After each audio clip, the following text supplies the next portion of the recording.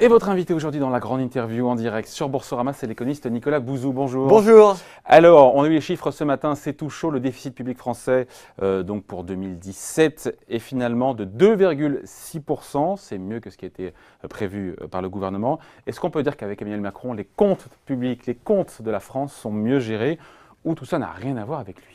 Non, tout ça n'a rien à voir avec lui. On a une croissance qui était relativement bonne en 2017, des recettes fiscales qui ont été assez élevées et donc on a une réduction du déficit public. C'est bien. On ne met rien à son crédit. Je mets beaucoup de choses à son crédit, mais pas sur ce sujet. Ouais. Pas sur ce sujet. Et quand on regarde même attentivement les chiffres, quand on entre un peu dans le détail, on voit que la dépense publique, elle a plutôt eu tendance à accélérer. Non pas à augmenter, mais à accélérer. Et donc c'est justement, je profite de votre antenne pour envoyer, mais je l'ai déjà fait, un message au gouvernement. C'est bien aujourd'hui que nous devons diminuer la dépense publique. Et c'est pas parce que c'est difficile qu'il ne faut pas le faire. Vous voyez ? On repousse à chaque fois, quoi. C'est toujours un sujet c'est bien ce que je dis. qu'on traîne. D'ailleurs, accélération des hausses de dépenses. Oui. Alors, on parle des dépenses de l'État, plus 2,5% contre 1% en 2007. On parle des dépenses de l'État, là. Voilà, alors, mais même si on regarde, alors c'est pour ça que je dis qu'il faut rentrer dans le détail, si on regarde les dépenses en général, mais sans prendre en compte les exemptions fiscales qui parfois sont comptabilisées dans la dépense publique, donc si on regarde vraiment la dépense des acteurs publics, c'est-à-dire l'État, les collectivités locales et la sécurité sociale, ça accélère. On est à plus de 5 ou de 6 donc de mémoire. Donc le 2,5, c'est 2,5. On est quand même sur des chiffres contre 1% en 2016, qui sont très dynamiques. Ça accélère. Là, ça accélère, alors que la croissance accélère. Vous voyez, c'est ça le problème. C'est-à-dire que, au fond, quand on est dans des périodes de croissance faible, qu'on soit un peu précautionneux avec la réduction des déficits publics, voire qu'on se contente de les stabiliser, c'est vraiment quelque chose que je peux tout à fait entendre. En revanche, quand on est dans une période d'accélération de la croissance, de forte baisse du chômage, si on ne le fait pas maintenant, on ne le fera jamais. Donc il y a un contexte politique qui est bon pour ça. Donc il y a un contexte économique. Mauvais point pour le gouvernement. Oui, encore que les dépenses de 2017, Emmanuel Macron n'est pas comptable de toutes les dépenses de 2017. Non, mais le gouvernement est comptable. Ça ne m'a pas échappé, mais il ne vous a pas échappé non plus qu'il est comptable du budget 2018, dont on ne peut pas dire qu'il s'agisse d'un budget extrêmement rigoureux en matière de dépenses publiques. Donc en réalité, 2018 sera de la même eau que 2017.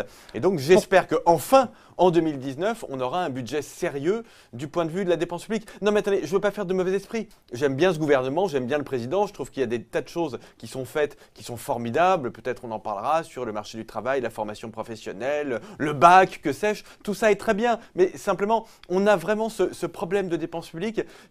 On a une bonne conjonction, on a un alignement d'étoiles pour réduire la dépense publique. Si on ne le fait pas maintenant, rien n'est fait pour l'instant. Rien n'est fait. Rien n'est pensé. Gérald Darmanin a annoncé un plan de départ volontaire pour les agents de la fonction publique. Doit vous plaire, éventuellement. Oui, sauf les meilleurs vont partir. Oui. Donc ça me plaît pas. Ce qui me plaît, c'est qu'on essaie de réfléchir à la réduction de la dépense publique, mais c'est pas précis, on ne sait pas là où est-ce qu'on va pouvoir réduire véritablement les effectifs. Tout ça n'est pas très bien fait. Pour que tout le monde nous comprenne s'il y a une réduction, parce qu'on dit la dépense publique s'accélère, elle n'est pas sous contrôle, mais les déficits publics a baissé. Pourquoi ? Parce que les recettes fiscales, elles augmentent plus vite que l'activité, et donc on dit merci à quoi ? On dit merci à la TVA, plus 8 milliards, merci au droit d'enregistrement dans l'immobilier, plus de milliards. Exactement. On dit merci. Qu'est-ce qu'il y a eu d'autre ? Et puis attendez, les comptes de la sécurité sociale s'améliorent aussi parce que de fait, on a une conjoncture sur le marché du travail qui est très bonne et une bonne conjoncture sur le marché parce que les nouvelles créations d'emplois sont quand même très fortes. On est sur des rythmes de 250, un peu plus de 250 000 par an, donc c'est très fort. Ça veut dire, évidemment. À l'époque de Jospin, on a connu 500 000. Et on était à beaucoup. Vous avez raison de le rappeler, mais c'est quand même pas mal. Si vous voulez, on n'avait jamais connu ça depuis une dizaine d'années. Et donc ça veut dire moins de chômeurs à indemniser, donc c'est bien, mais ça veut dire aussi beaucoup plus de cotisations sociales. Et donc c'est bon pour les comptes de la Sécu. Donc le point noir, c'est que le déficit a baissé, on se félicite, enfin on est en dessous de 3%, on respecte nos engagements européens pour la première année, mais, c'est bien. Mais la dette publique, elle a continué à croître. Ah bah oui, avec des niveaux de déficit public la dette publique continue d'augmenter. Vous avez une dette qui continue de croître, évidemment, et on voit qu'on est...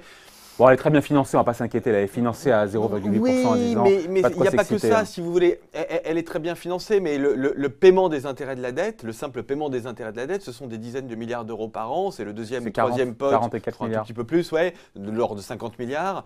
C'est un poste très important. Et si vous voulez, on est quand même dans une période où on aurait besoin d'argent pour les hôpitaux, pour l'éducation nationale, pour des investissements publics, tout un tas de choses qui sont très importantes.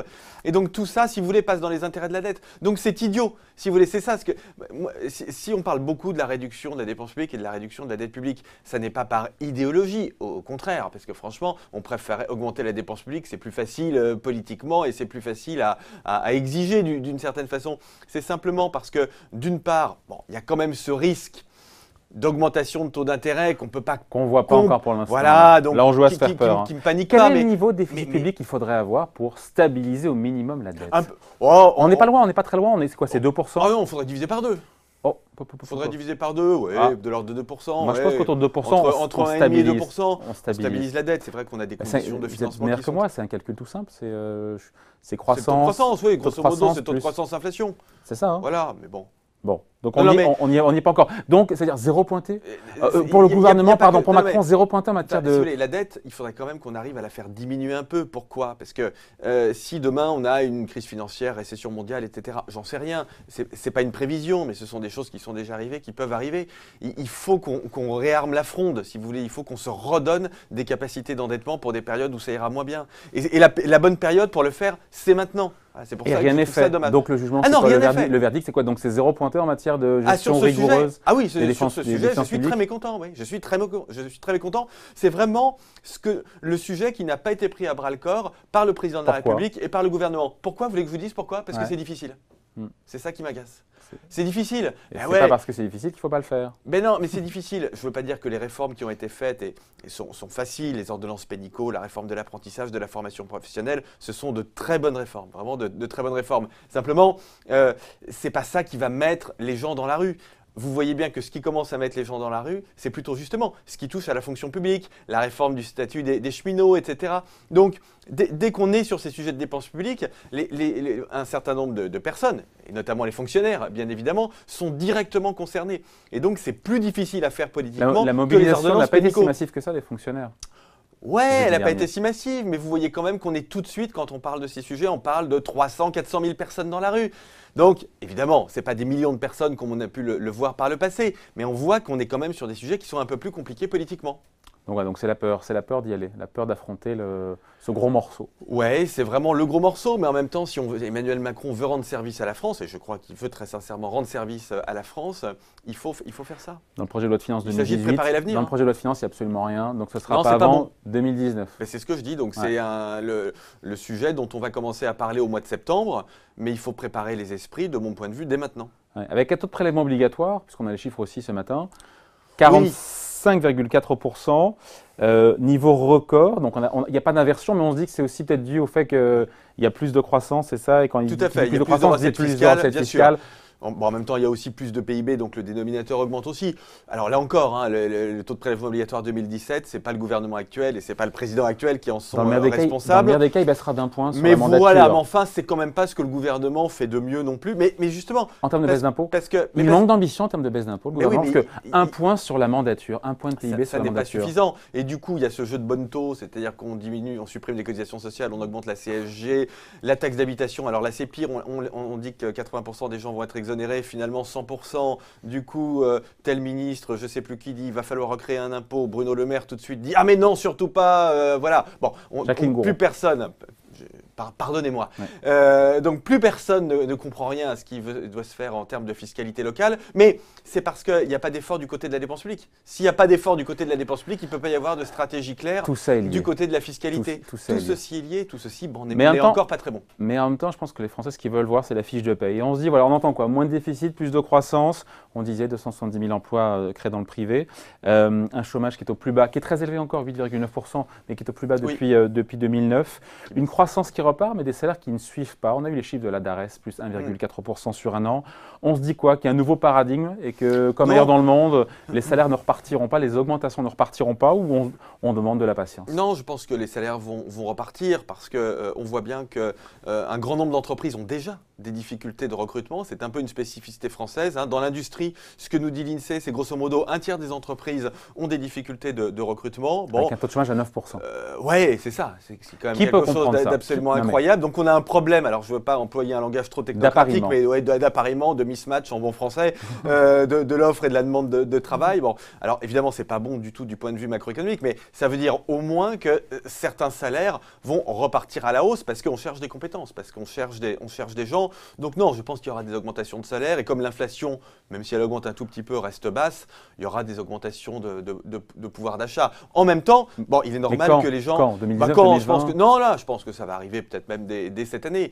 Après, il faut bien voir que politiquement, les périodes que vous avez décrites, c'est-à-dire de reprise de la croissance, de reprise de l'emploi, sont les pires politiquement, puisque tout le monde veut récupérer sa part de la valeur. Il y a une bataille pour la captation de la valeur et on le voit bien aujourd'hui dans le débat. C'est vraiment très, très intéressant. Le patronat dit « nous, on veut encore des baisses de charges pour être encore plus compétitifs ». Gérald Darmanin, il a 100 fois raison, dit « il n'y a pas de cagnotte et donc on va essayer de réduire l'endettement public ». Et puis les ménages, et notamment les retraités, disent « écoutez, nous, il n'y a pas de cagnotte, on a payé, il n'y a pas de cagnotte, mais il y a quand même eu un recul qui ne dit pas son nom du gouvernement sur les 100 000 retraités qui seront exemptés, exemptés de CSG. On ne dit pas de cagnotte, mais dans les faits… On a distribué un petit peu là. Hein. Ça, c'est pas très bon parce qu'il y a un vrai sujet avec les retraités. C'est pas très bon pour les 100 000 retraités qui sont au-dessus du seuil. Pour eux, c'est bien et ni vous ni moi, on en fait partie. Donc, on ne va pas évidemment leur jeter la pierre. Et en plus, je trouve que le gouvernement a été un peu dur avec les retraités, très honnêtement, parce que je trouve que le discours qui est un peu stigmatisé, pas du gouvernement d'ailleurs, mais plus de certains jeunes parlementaires qui ne sont pas encore peut-être très expérimentés, peut-être auraient dû tourner un peu plus leur langue dans leur bouche avant de parler des retraités, des rentiers, etc. Donc je trouve que toute cette communication n'a pas été très bien faite, mais en même temps, c'est vrai que si on veut diminuer la charge fiscale qui repose sur les retraités et sur les autres, on y revient toujours, hein, il faut faire cet effort sur les dépenses publiques. Alors dans les requêtes, et on termine là-dessus, de Pierre Gattaz, le patron du MEDEF, il demande, c'était hier sur RTL, un délai supplémentaire d'1 an avant de mettre en place le prélèvement à la source, donc la collecte de l'impôt sur le revenu directement par l'entreprise tous les mois sur le salaire, à compter donc du 1er janvier 2019. Il a raison de demander un sursis? De son point de vue, en tant que président du MEDEF, il a raison. Et si j'étais à sa place, je ferais sans doute la même chose. Est-ce qu'intellectuellement, il a raison? Non, parce que c'est une réforme assez populaire et ce n'est pas les entreprises qui vont s'en charger. Ce sont les experts comptables. C'est-à-dire qu'en réalité, on crée un peu là de revenus pour les experts comptables. Je ne suis pas du tout fanatique de cette réforme que je trouve très compliquée. Et notamment, en effet, du point de vue administratif, c'est très compliqué. Alors que la collecte de l'impôt sur le revenu est déjà proche de 100%. Oui, aux États-Unis, ils le font et on voit que ça ne marche pas bien parce qu'au fond, il y a énormément d'exemptions, il y a énormément de complexité. Alors déjà dans le système américain, mais imaginez dans le système français. Et donc, en fait, cet impôt à la source, il devrait être aménagé avec plein de corrections ex post. Bon, on est en train de faire quelque chose d'assez compliqué, mais en même temps, c'est le genre de réforme, on ne revient pas dessus. Donc maintenant, elle est lancée. Mais il n'y a pas ce risque psychologique pour les salariés fin janvier 2019 en voyant, en disant « Wow, ma fiche de paye, sur la fiche de paye, il y a beaucoup moins que ce qui était d'habitude. » C'est tout à fait excellent, ça c'est le bon côté de la réforme. C'est-à-dire que justement, on va voir la réforme. Oui, parce qu'on va voir, les salariés vont voir l'impact des prélèvements obligatoires au sens global, c'est-à-dire non pas seulement ce qu'ils voient aujourd'hui, c'est-à-dire les cotisations salariales, mais les cotisations salariales et les impôts. Et donc ils vont voir tout ça sur leur fiche de paye et ils verront qu'en effet, en France, les prélèvements obligatoires sont très importants. Ce qui d'ailleurs ne me choque pas, on peut rester un pays à prélèvements obligatoires élevé, mais peut-être un peu moins déraisonnable que ce n'est le cas aujourd'hui. Ouais. Et donc le risque, on finit là-dessus, psychologique, avec l'effet que ça peut avoir mécaniquement sur la consommation des ménages et donc sur la croissance, vous n'y croyez pas, vous? Non, j'y crois pas. Je pense que non. C'est pourtant l'argument qui est utilisé par Pierre Gattaz. Il n'est pas très bon. Non, ce que je crois, c'est qu'il y aura un effet psychologique, en effet, parce que les gens vont vraiment percevoir la charge fiscale. Mais est-ce que ça aura un impact sur la consommation? Vous savez, les impacts psychologiques sur la consommation, on en fait toujours 3 tonnes, et puis quand on regarde les chiffres, on voit pas grand-chose. A posteriori, comme on dit. Ouais. Ex post. Comme on dit dans la corporation. Non pas exempté, mais ex post. Allez, merci Nicolas Bouzeau, merci à vous. Économiste et fondateur du cabinet Asteres. Merci, au revoir.